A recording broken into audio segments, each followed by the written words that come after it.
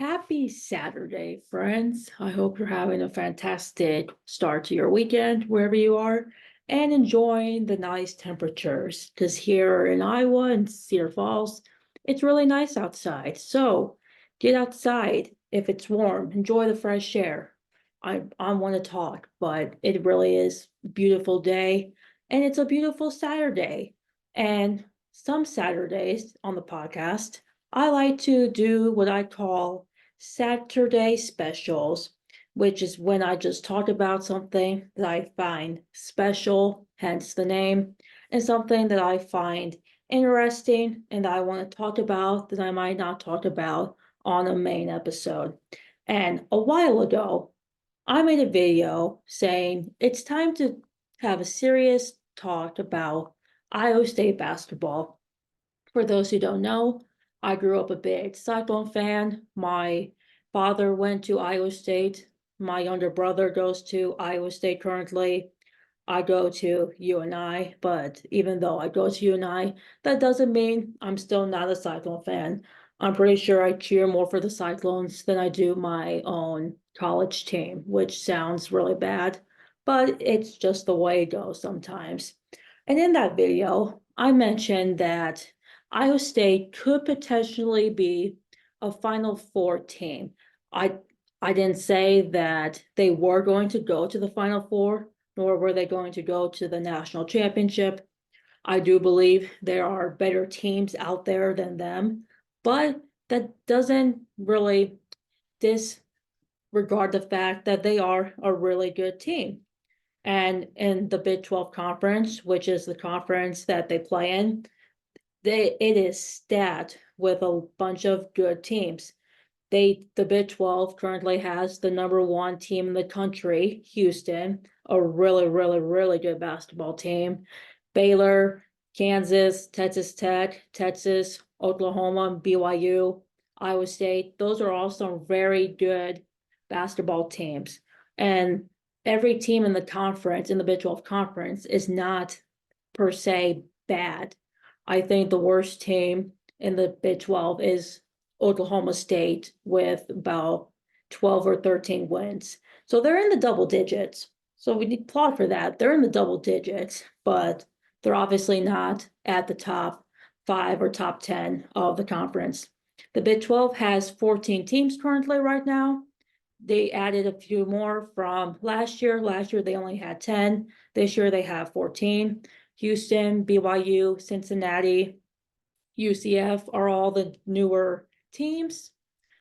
Oklahoma and Texas are leaving the conference for the SEC at the end of this year, I believe, the start of next year. But the Big 12 is also going to add even more teams to the ones that they already added. So it's going to continue to grow and expand. So with all that being said, today, it's the day of recording this is March 2nd, so we are already 2 days into March. And I thought since March is the March Madness tournament, we have the conference tournaments too that should be starting up, I believe, next week for some. Some might even start this next week or whatever. I know the Big 12 tournament is not Monday, so I know it doesn't start on March 4th, but after March 4th, that week is when we will start the Big 12 tournament. I know they're doing a different format this year because of more teams. So, and seeding hasn't really been decided yet. There is still a race for the ultimate regular season Big 12 title crown. I'm going to talk about that. But the theme of today's episode is Iowa State a Final Four team? I'm going to read to you guys some statistics. I'm going to present to you guys some facts and some information and just my kind of take on it because we need to talk about it. I think to start things off first, I'm going to try to be as unbiased as I possibly can as a Cyclone fan. I know that might be hard for me to do, so if I do sound biased, I do apologize, but I'm going to try to stay as unbiased as possible and speed from a casual college basketball fan, if that makes sense. Let's just start off with some generic statistics first. So Iowa State does not have a top 5 player in the Big 12 when it comes to offense and defensive leader. Kansas, TCU, and Baylor kind of take up the top 5 spots in terms of their players. All three of those teams have some fantastic players on their teams. Obviously, I think every team in the Big 12 has, 2 to 3 players that really stand out.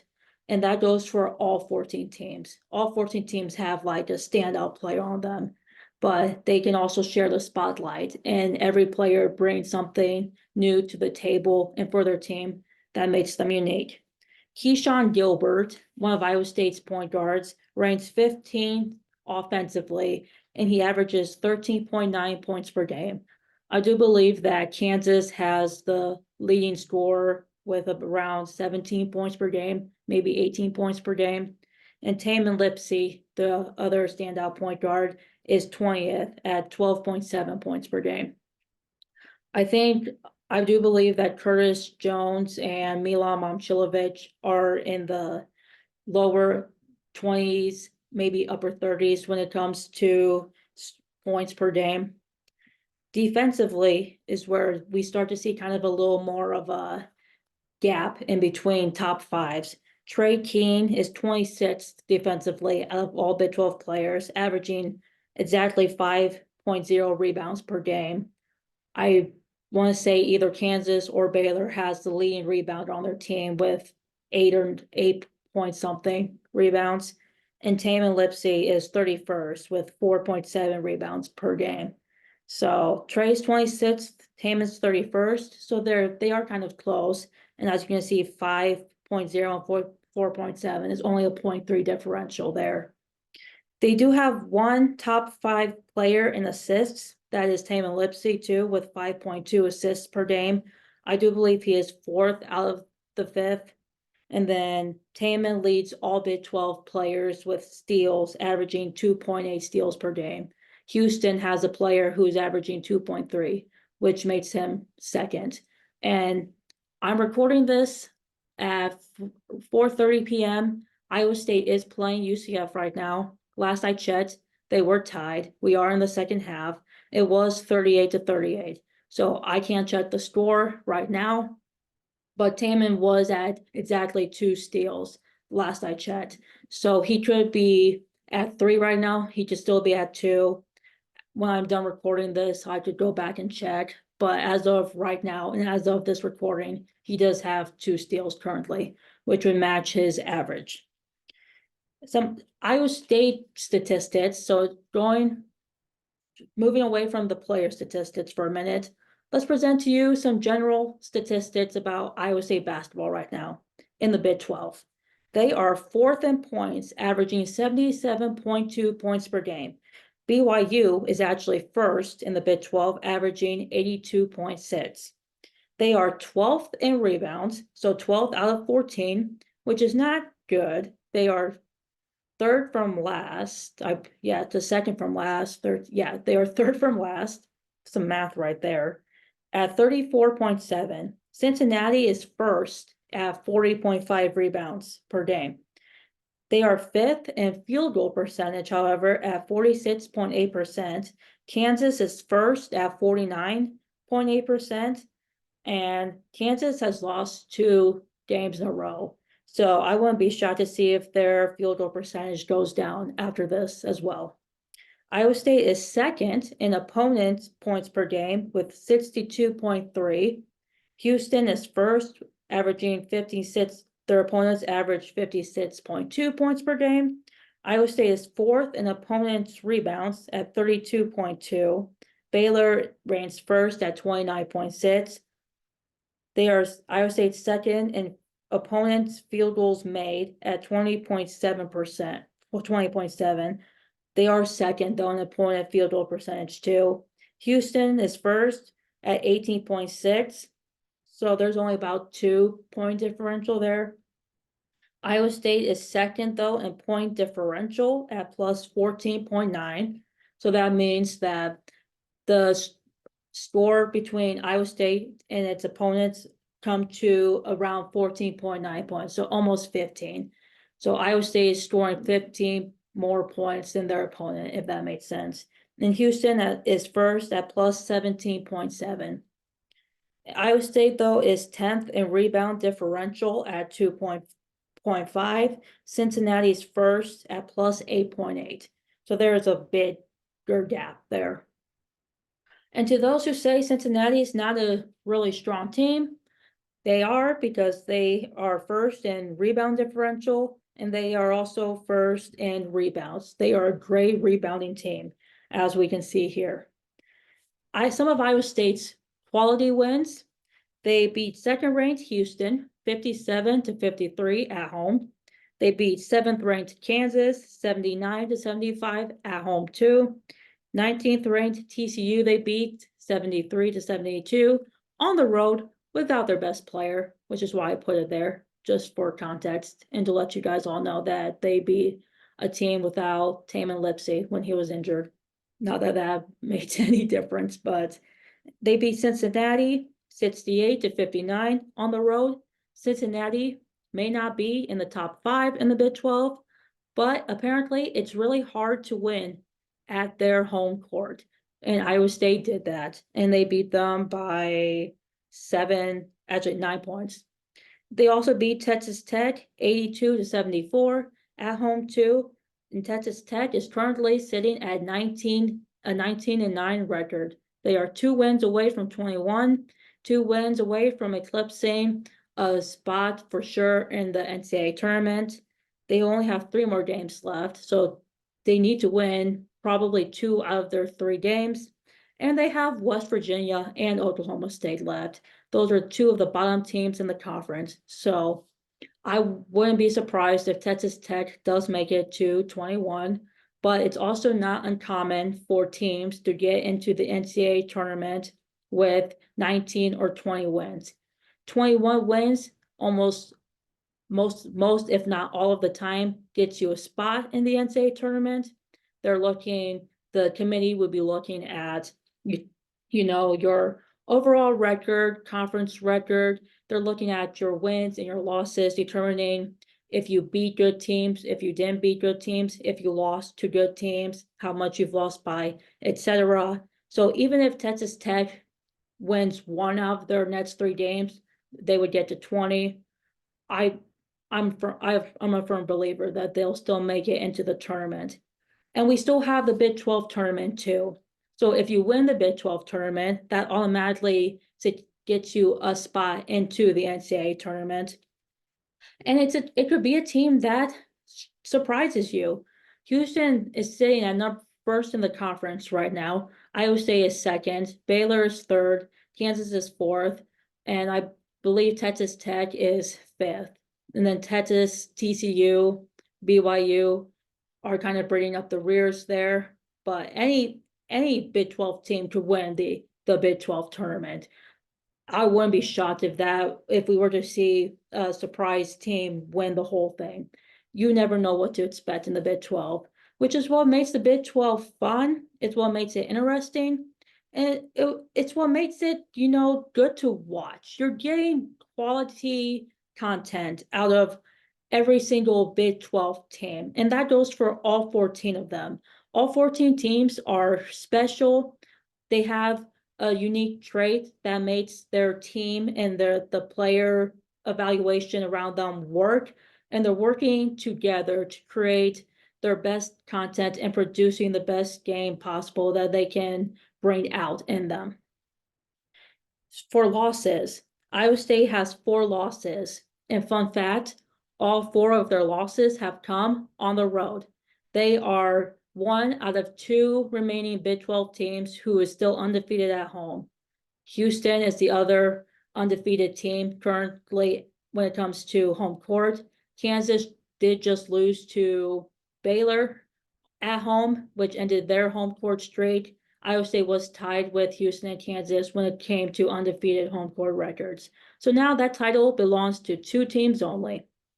Iowa State lost at Oklahoma 71-63. Oklahoma was ranked 11th at the time, and that was their first ever conference game, which is where they were still kind of figuring out their team identity. I believe they were still trying to figure out how the team worked.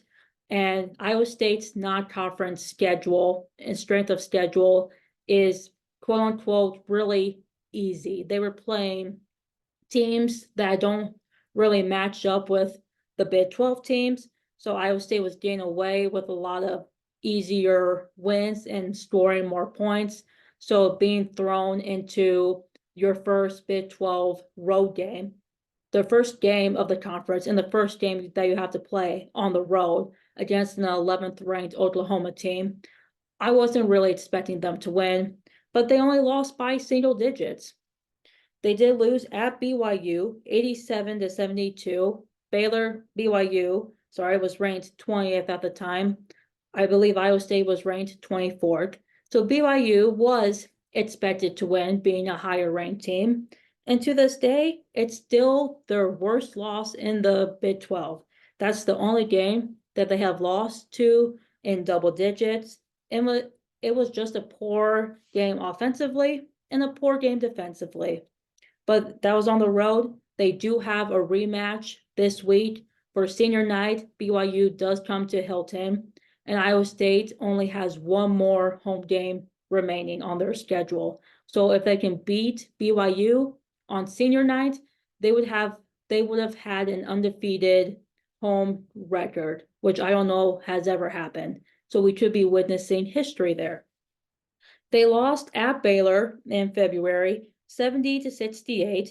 Baylor was ranked 18th at the time, and Iowa State was about 0.1 seconds away from winning. If you watched the game, you would know that Milan Momcilovic, their 6'8" forward, shot a three as time expired. He did make it, but the officials went to the monitor. They determined that as the shot clock hit zero, the ball was still in his hands, just barely leaving his fingertips. He didn't get the shot off in time, so they ultimately lost. But if he had gotten that off just a few milliseconds earlier, they could have won.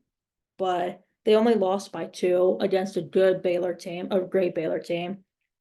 Their most recent loss came to Houston on the road, 73-65.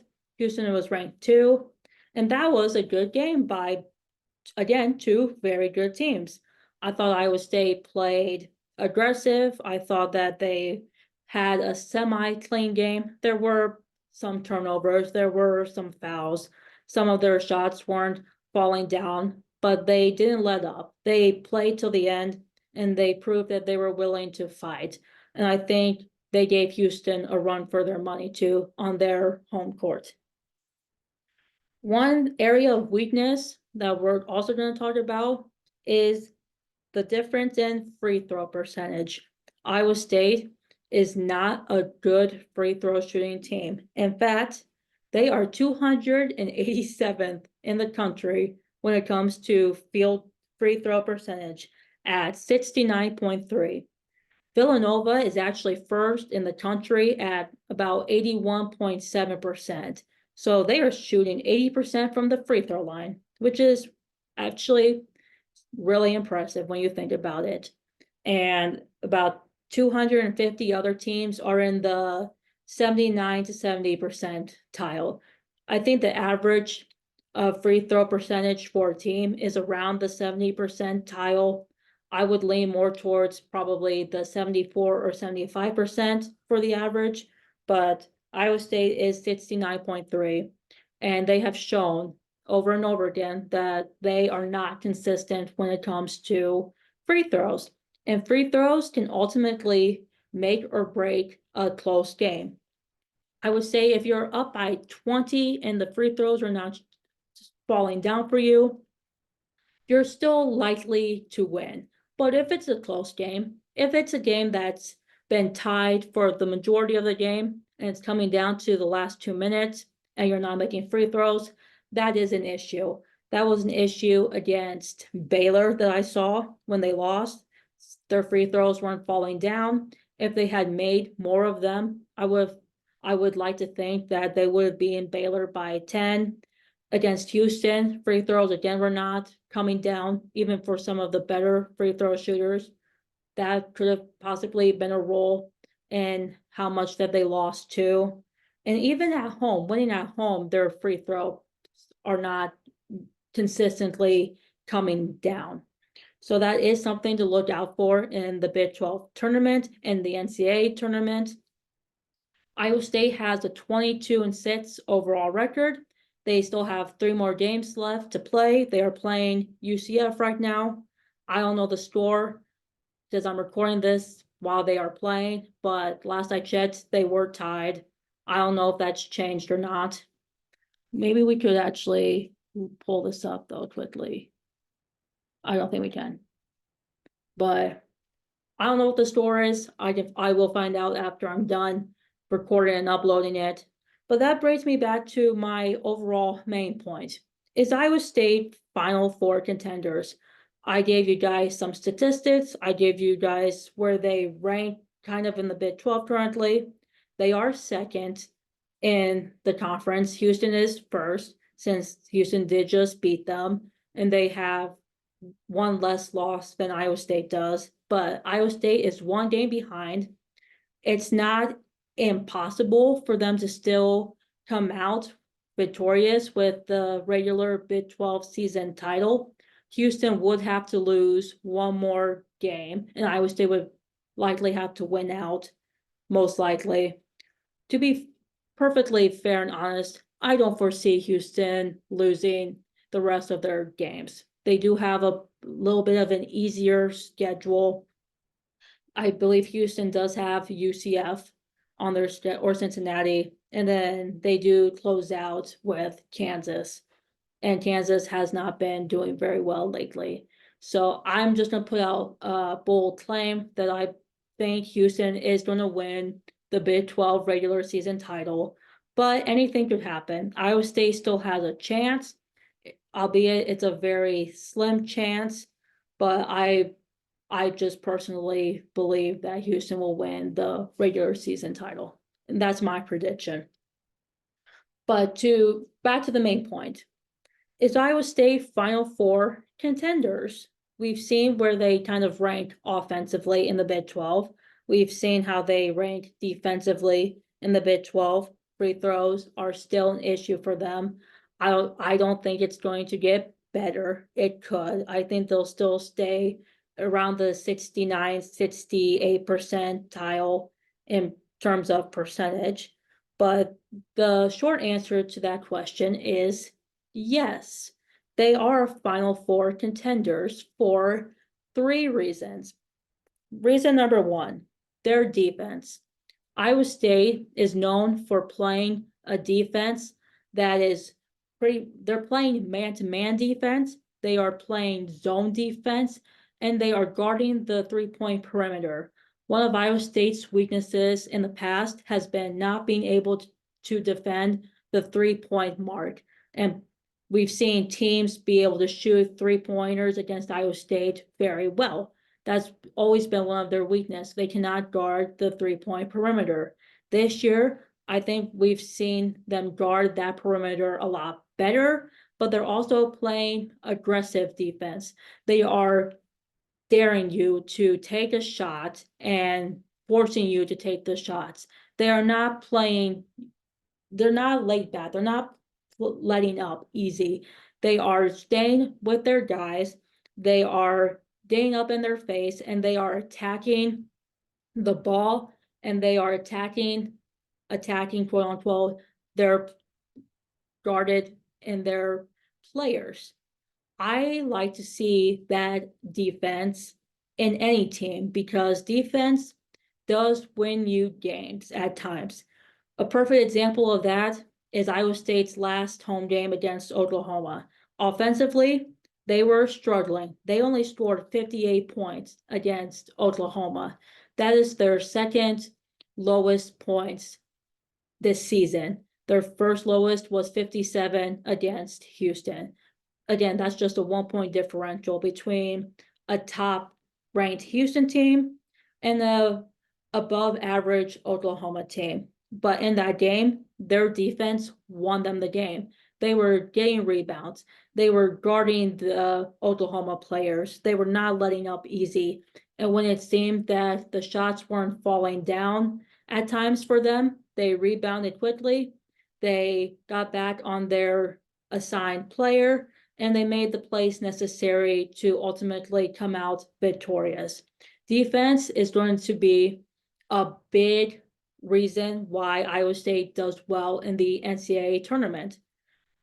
The Big 12 has teams that can score offensively really well. The Big 12 is one of the best teams in the entire conferences in the entire country, I believe. That might sound biased, but when you take a look at these other conferences like the ACC, the SEC, the Big 10, the Big West, I think the Mountain West too, there's not many other teams that can match up to the quality and the production like the Big 12 can. The ACC too. I don't know if I mentioned the ACC yet either, but don't get me wrong, there are some great conferences in college basketball. The Big 12 is one of the better ones, if that makes any sense. But when it comes to the NCAA tournament, even the Big 12 tournament too, you're going to have to play aggressive defense and you're going to have to play to a point where you're sticking to what you've done all season, but you can't get too aggressive to the point where you're picking up fouls early on in the game. Iowa State likes to play man-to-man. They like to play aggressive. That does sometimes get them in trouble early on, especially if you have officials who will call every little foul possible. I've seen that about 3 times already in Iowa State games. I know it's been an issue in the Big 12. Officials can sometimes be very inconsistent. I'm not going to share my stance on college basketball officials. That would be a video for another day, but I do know that refs can be inconsistent at times, and I do know that they can call ticky-tacky fouls, which will land a team in foul trouble early on and can cost a team a game. So defense is going to be a big reason why they go far. If Iowa State can pull down the rebounds, if they can guard the players and not force and not, give their opponents easy shots, that's going to be critical for them. Number 2, the point guard position. Iowa State has a great point guard in Tamin Lipsey. He is only a sophomore, but he plays like a senior. His basketball IQ he looks like he has a basketball IQ almost of a genius. He can shoot the ball. I think we've been seeing a little bit less of that in recent games, but he can shoot the ball. He can get rebounds. He can assist. That's his primary role as a point guard, to dish the ball out to other players. He can get assists. He can grab steals. He can do almost anything. He's like Iowa State's magician in a way. He can shoot 3-pointers too. We don't see a lot of that, but I know he can hit some 3-pointers at the free throw line. He is one of their mid free throw shooters. He's not the best, but he's also not necessarily the worst. But he is a basketball genius, it seems like. He's not the only one, though. Keyshawn Gilbert, one of Iowa State's transfers this year, has also proved that he has a big role when it comes to this team. Keyshawn can score. He can grab rebounds. He can do everything that Tamin Lipsey does as well. Keyshawn does have average more points than him. Keyshawn can get the threes. He can shoot the free throws. He can play great defense. So can Tamin also. Those are 2 of Iowa State's best point guards. And when they work together, they are like the dynamic duo. They know how to make plays. They know how to get the ball off. They do struggle with turnovers at times, but They're critical in Iowa State's success, and they're base of the whole team. When Keyshawn's off, Taman can step up. When Taman's having an off game, Keyshawn can step up. They don't need to play hero ball. No Iowa State player needs to play hero ball. They are working together as a team to make sure that everyone is contributing their part. But when one player is kind of slowly falling off, another player can pick them back up, and then boom, we have a great dynamic, and we have a great five player rotation who's getting quality minutes. They're making the best of their opportunities, and they are creating something that is so special for this team. Another player at the guard position is Curtis Jones. We haven't talked about Curtis Jones much up till this season, and especially around this time. During the game that Taman Lipsey missed out on due to injury, Curtis Jones filled in for his position. He found a spot into the top 5 against TCU on the road. And in that game, Curtis Jones did everything by the book right. He made the 3-pointers, he made baskets, he came up with steals, he dished out assists, he played great defense. He was Iowa State's star player for that game. And ever since then, he's gotten even better. You're seeing him be more confident in his shot. You're seeing him get more active minutes and really getting involved. Curtis can hit the 3-point shot good too, just like Taman and Keyshawn does. He can also be a bit inconsistent at times, but for the most part, he's a solid 3-point shooter, which Iowa State does need more of. They are not a dominant 3-point shooting team in terms of accuracy. They will shoot it a lot. They will miss a lot of the time, but every once in a while, the 3-point shot loves them, and it will fall down. And for Curtis Jones, the 3-point shot is a huge asset to his confidence and his ability to go and make a play for his team. Milan Momcilovic, even though he's not a guard, he's a forward, can also hit 3-pointers when he's dead on. Almost every player on Iowa State's team can hit the 3-point shot, aside from forwards. Forwards more going to the basket. They're more like playing defense, and they're going in for like layups and dunks and just floaters, jumpers, that sort of thing. You rarely ever see a forward hitting the 3-pointer, aside from Milan. And another player, which brings me to the third point of, is Iowa State Final Four contenders. We've talked about their defense, how their defense can win them games, which will be big in the NCAA tournament. We've talked about the point guard positions.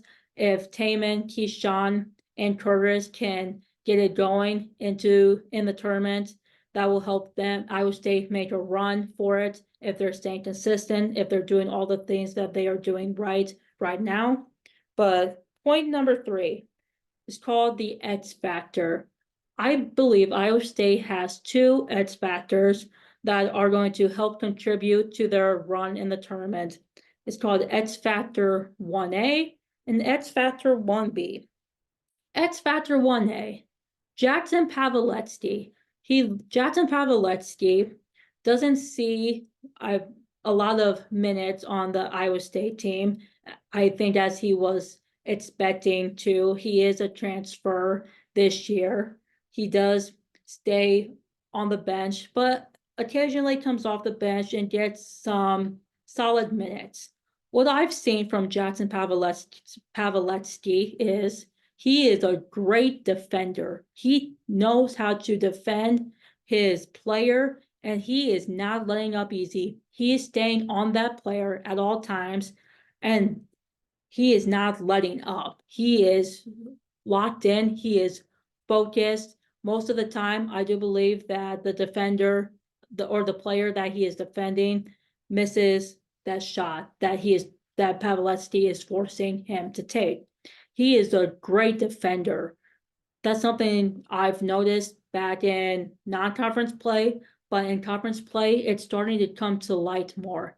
Pavlovetsky can also make plays too against, I want to say it was against Texas, I believe. He had a big role in why Iowa State won, or maybe it was against Cincinnati. I do know it was a road game that he shined right in. He is somebody who coach can trust to put into the game and get good playing good minutes from. Pavlovetsky will be a big reason why Iowa State makes it far into the NCAA tournament. If we can stick to that defense that he is playing, when I watch him play defense, it reminds me personally of Matt Thomas, one of Iowa State's guards from quite a few years ago. Matt Thomas was not the best defender in his freshman and his sophomore years. He was arguably one of their worst defenders, but into his junior and his senior year, I know he talked about working a lot off season with Iowa State's strength and conditioning coach and their defensive coaches too, in improving his lateral quickness and improving his speed and agility to stay on a player and move his feet well. He ultimately became one of Iowa State's better defenders his junior and senior year. His defense improved tremendously, and that was in part due to hard work and the work that he put in the offseason to better himself. I see a lot of him and Pavlovetsky too. The way he plays defense, he's more of a quiet leader. He's not much of a talker, but you can count on him to step up in the biggest moments, which is what Iowa State will definitely need if they want to make a run into the tournament. X Factor 1B. Iowa State has Hassan Ward, known for making dunks that I like to call posterized moments. Hassan Ward can do the dunk. He can also defend and grab boards too. Demarion Watson was a standout against Oklahoma with 15 points, 9 rebounds, almost a double-double. Those two players worked well with each other as well as with the whole team. But somebody that we don't talk about nearly enough as I think we should.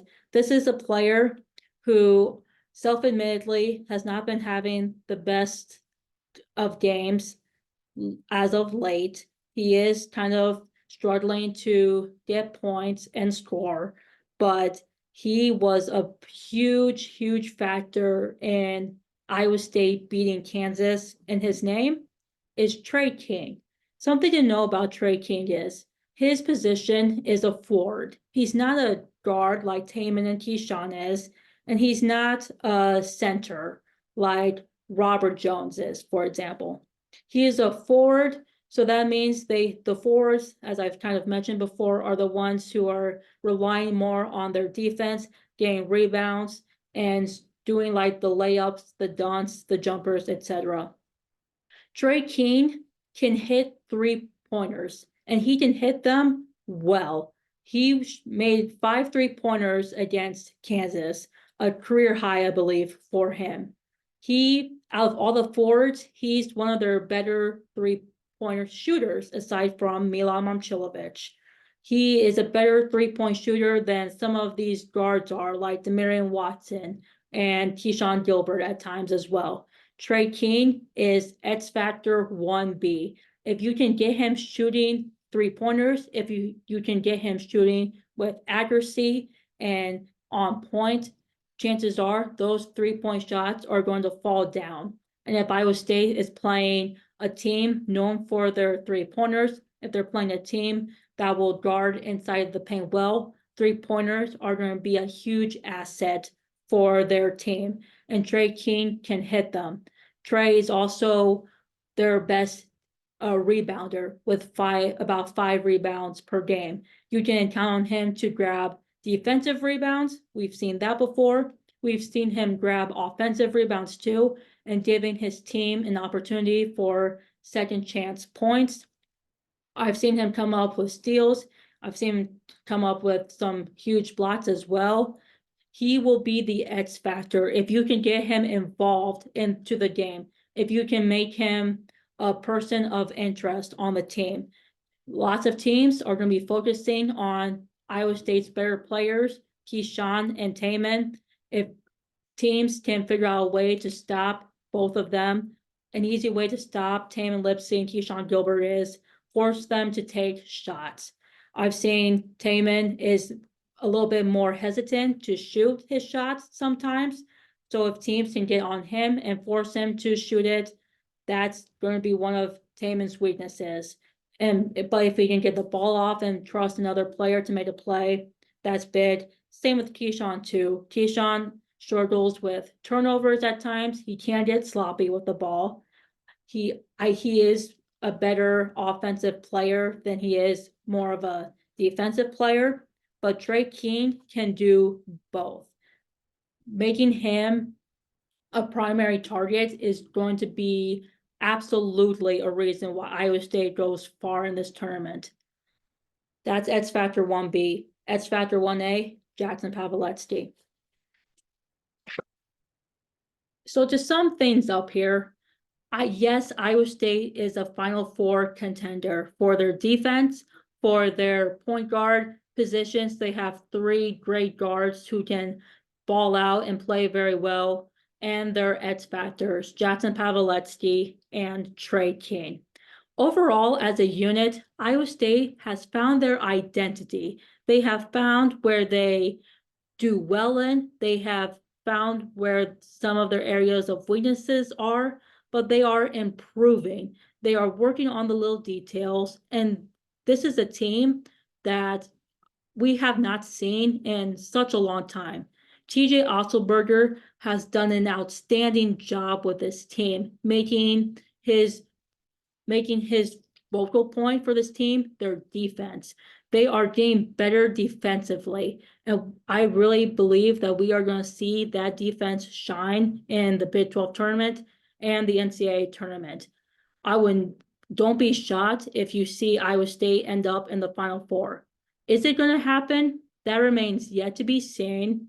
I can't say for certain that Iowa State will make it to the Final Four. I don't want to come off as somebody who's definitely saying, yes, they are going to go to the Final Four. I'm not saying that they're going to win in the Final Four. I'm not saying that they're going to make it to the national championship. They could very well lose in the first round. And that's just the reality of it. You never know what to expect in March Madness. But with a team who has great team chemistry, with a coach who you can tell cares so deeply about his players, and the way that they are absolutely balling out in conference play, Iowa State is a special team, and we have not seen the last of them yet. With that, that is the Ace for Waves Saturday special. Thank you guys for listening and for watching. If you're not Cyclone fans, this might have been boring to you. If you are Cyclone fans, I hope this was interesting and exciting. And with that, we are going to conclude today's episode, and I'm going to check on the score of the Iowa State and UCF game. Thanks for watching, guys, and I'll talk to you real soon.